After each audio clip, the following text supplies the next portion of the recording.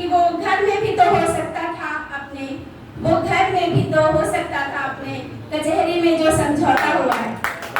तो ये जो लेखन है ये उस स्तर का है कि हम जैसे नवांकुर और आने वाली बहुत सारी पीढ़ियां उनके लेखन से लाभान्वित होती रहेंगी।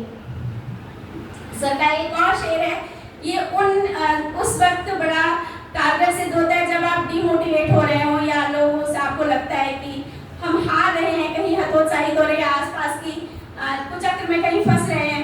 तो उन्होंने एक शेर उस पर लिखा, मेरे लश्कर में नहीं मेरे अलावा कोई, मेरे लश्कर में नहीं मेरे अलावा कोई, अब मुझे धोखे से मारा ही नहीं जा सकता।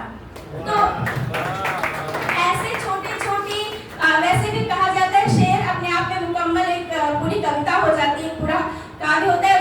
उस दो मिसरे में आपको वो बात कह देनी होती है जो आप कहना चाहते हैं। तो मैं बलवंत सर को भी बहुत बधाई देती हूँ कि ऐसी रचनाएं बहुत कम आती हैं, ऐसे व्यक्तित्व बहुत कम हैं जिन पर लेखनी चलाने का मन हो। और मैंने ये किताब पढ़ी है, उस किताब को सुरभि जी ने जिस तरह से न्याय संगत सर के चरित्र को किया है, उनके नाम ही रखा है मिजाज ए बलवंत। उनका जो थॉट प्रोसेस है वो भी इस किताब में बहुत निकल कर आया है। तो अब हम इस किताब के पर बोलने के लिए मैं सबसे पहले आमंत्रित कर रही हूँ इस किताब की लेखिका स्वयं डॉक्टर सुरभि सिंह को। वो आए, एक स्वागत उद्बोधन दें और बताएं कि उन्होंने ये किताब लिखने के बारे में क्यों सोचा और इसका मेन मंतव्य उनका क्या था।